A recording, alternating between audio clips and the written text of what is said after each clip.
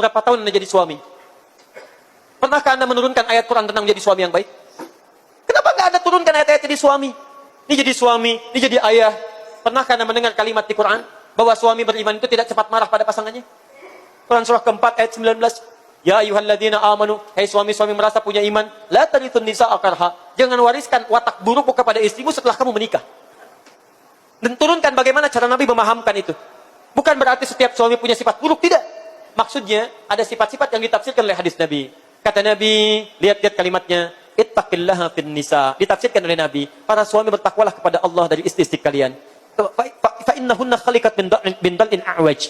Karena istri-istrimu itu diciptakan di tulang rusuk yang sangat sensitif. Bengkok, tapi sensitif. Mau diluruskan, takut patah. Dibiarkan, tetap bengkok. Apa maksudnya kata Nabi? Kamu itu laki-laki, diberi nama dengan rajul. Rajul itu seakar dengan rijal. Rijal itu keras, tegas, berwibawa. Kadang-kadang lupa, sifat rajul ini dibawa kemudian untuk berkomunikasi dengan istri.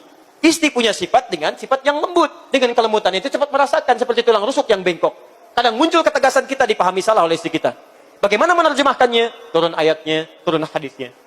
Diterjemahkan dalam kehidupan Nabi. Diberi contoh lewat istri-istri Nabi. Kenapa akhirnya istri Nabi diperkenankan lebih daripada 4? Berapa istri Nabi? Lebih daripada 4. Teman-teman, di antara rahasianya, maaf ya, di antara rahasianya, karena istri-istri Nabi itu seluruhnya adalah miniatur seluruh karakteristik perempuan di muka bumi. Di seluruh istri Nabi mewakili karakteristik perempuan di muka bumi. Silahkan antum cek pulang ke rumah. Antum akan temukan di antara istri antum akan ada yang mirip dengan karakteristik istri Nabi.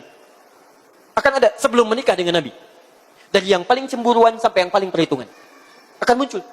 Tapi lihat bagaimana Nabi mendidik mereka. Masya Allah. Yang tadinya perhitungannya masalah uang belanja. Sekarang bagaimana satu kurma menjadi ibadah. Pulang ke rumah. Kalau istri antum banyak menuntut, pah belanja kurang, pah ini, pah itu. Baca, kembalikan kepada hadis. Kira-kira istri antum mirip siapa itu. Cek. Lalu lihat bagaimana Nabi mendidik istrinya ini. Sehingga berubah jadi satu kurma, bagaimana jadi ibadah. Praktekkan dalam kehidupan rumah tangga. Besok-besok, Masya Allah. Pah, gak usah mobil, Pah. Gak usah mobil. Telunjuk kita ada sudah cukup, Pah, untuk menghentikan mobil di jalan. Sudah, Papa gak usah capek-capek lagi. Besok gak usah cari mobil, Pah. Kita tunjuk aja begini. Cukup, Papa. Dan itu membuat kita lebih tawadu dalam kehidupan. Masya Allah. Begitu turun, tanda hati, bayar. Enak. Cek, pulang ke rumah. Mungkin ada di antara antum yang istrinya mirip, misalnya maaf, Sayyidah Aisyah. Ada yang mirip misalnya Saudah binti Zam'ah radhiyallahu ta'ala anha. Ada yang mirip misalnya Ummu Habibah. Ada yang mirip Maimunah dan sebagainya. Kalau Khadijah itu agak susah. Agak susah. Khadijah itu dilukiskan di Al-Bukhari, hadis yang keempat. Kalau Nabi punya masalah seberat apapun, itu pulang ke rumah, lihat wajah Sayyidah Khadijah, hilang setengah kegelisahan. Setengah masalah hilang. Mendengar kata-kata beliau, hilang semua masalahnya. Suamiku sayang, kau itu orang baik. Kau tidak punya musuh. Selalu berbuat baik pada orang lain. Menyambung silaturahim. Yakinkan pada dirimu. Yakinkan pada jiwamu. Aku akan bersamamu dalam suka dan duka. Jadi begitu melihat wajah istrinya, hilang setengah kegelisahannya. Kalau mau cek, antum pulang dari kantor besok. Sedang punya masalah, pulang ke rumah. Ketok pintu, yang pertama lihat wajah istri antum. Begitu setengah dari masalah antum hilang, punya peluang jadi setengah Khadijah dalam kehidupan antum. Tapi begitu antum lihat tambah masalah misalnya, itu jadi masalah. Sebetulnya mah ya, masalah itu nggak besar-besar amat nih mah. Tapi ketika lihat mama, kenapa jadi bertambah? Misal ya, itu yang jadi persoalan. Kembalikan. Enak teman-teman, bawa ke rumah. Ayo antum sudah berapa lama jadi suami? Yang di belakang jadi istri, jadi ibu. Kenapa anda nggak pernah sempat sih menurunkan ayat? Anda sudah puluhan tahun hidup, belasan tahun berumah tangga. Kenapa nggak dikeluarkan yang kecil-kecil? Jadi istri Qurani, jadi suami Nabawi, turunkan ayatnya, turunkan hadisnya. Ini indah kok, Nabi hidupnya nggak tegang. Nggak tegang, Nabi biasa aja. Pulang ke rumah kadang canda, lihat istrinya sedang membuat adonan dari tepung. Dilihat oleh Nabi, tiba-tiba apa yang terjadi? Diambil tepungnya, dicolekkan ke keningnya begini, ketawa bersama-sama. Besoknya dengan Sayyidah Aisyah balap lari, kata Sayyidah Aisyah, aku kalau dengan Nabi selalu lomba lari. Kalau aku sedang keadaan-keadaan langsingnya, aku menang dari Nabi. Ketika aku semakin gemuk, kalah sama Nabi. Nonton bareng-bareng, kadang diangkat oleh Nabi, Sayyidah Aisyah. Masya Allah, indah suasananya. Nikmat. Rumah biasa-biasa, ruangan kecil, tapi indah dialami. Demi Allah saya katakan, setelah menikah dengan Nabi, dibimbing oleh Nabi, tidak ada keluhan dalam rumah tangga Nabi. Indah, nikmat, enak, nyaman. Nabi, Rasul, jamin masuk surga, bebas dari kesalahan, tingkat surga paling tinggi. Rumahnya RS7, ruangan sangat sederhana, sangat sempit sekali sehingga selonjoran saja susah.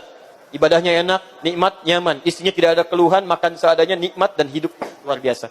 Antum Nabi bukan, Rasul bukan, surga belum jelas, amalan berantakan, hisab menegangkan. Rumah cukup luas, istrinya luar biasa, nyaman, tenang, tentram. Kenapa tidak mendapatkan apa yang pernah dicontohkan oleh Nabi? Bukan karena kurang pintar, mungkin kurang pernah membuka tentang alur kehidupan kita. Coba dicek lagi. Nah ini baru kurang senyumannya udah rame gitu kan. Dan yang paling saya tidak habis pikir. Tidak habis pikir.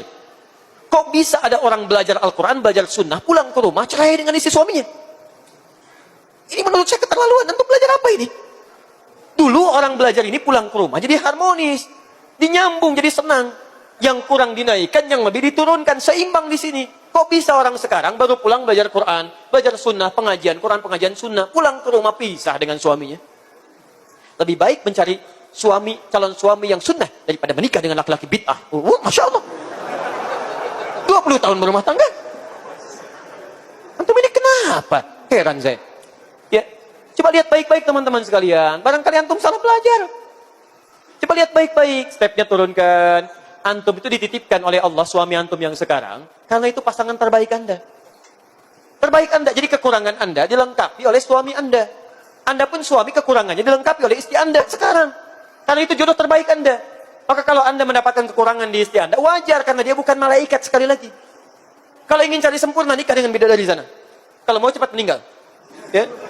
Sama istri juga begitu, jangan banyak mengungkit kekurangan suami. Karena suami Anda bukan malaikat. Bukan malaikat. Kalau punya kesalahan, wajar. Kesalahan itu dikirimkan supaya Anda dapat pahalanya. Jadi kalau istri menuntut suami jadi soleh, jangan banyak dituntut, bantu dia menjadi soleh. Sama suami juga demikian. Kalau suami mengharapkan istrinya salihah, jangan banyak dituntut, bantu dia untuk menjadi salihah. Kirimkan guru yang terbaik, dorong dengan kebaikan, jangan banyak diekspor kekurangannya karena tidak ada yang sempurna. Demi Allah saya katakan, kalau antum ingin mencari kesalahan, setiap hari akan ditemukan. Tapi kalau antum bersabar dengan kekurangan, setiap hari Allah akan berikan kenikmatan dalam kehidupan. Fa in karihtumuhunna syai'an, fa in karihtumuhunna fa asa an taqrahu syai'an wa yaj'alallahu fihi khairan katsiran. Kalau Anda temukan kekurangan yang membuat Anda tidak suka pada pasangan Anda, maka bersabarlah kata Al-Quran. Setelah Anda bersabar, Anda akan temukan di balik kekurangan itu ada keindahan yang telah Allah titipkan bagi Anda. Demi Allah saya katakan, bukankah saat Anda ada persoalan dengan istri dan suami, begitu selesai keadaan lebih tenang, lebih nyaman, lebih baik lagi? Allah kirimkan masalah bukan untuk rumah tangga Anda bermasalah, tapi supaya kehidupan Anda lebih baik dalam kehidupan. Nikmat teman-teman. Yuk, satu kali pulang ke rumah, duduk baik-baik. Kemudian renungkan dengan pasangan, sampai kapan kita akan seperti ini? Jauh dari tuntunan yang ini. Besok antum turunkan, tanyakan pada ustadz yang bersangkutan. Keluarkan ayat-ayatnya. Keluarkan hadisnya. Benar renungi bersama-sama. Pasang target. Bulan ini Al-Muharram masih tanggal 11. Saya punya waktu kurang lebih 19 hari. Untuk berlomba menjadi suami yang terbaik. Istri yang terbaik. Suami Qurani, istri Nabawi. Nanti lihat setelah 19 hari. Bedakan rasanya, rasakan bedanya. Pasti akan terasa bedanya. Akan lain kehidupannya. Ya. Paham? Alhamdulillah. Jadi itulah prakteknya, turunkan ayat-ayatnya, hadirkan ke bumi, turunkan hadisnya, maka insya Allah kebaikan ini akan didapatkan.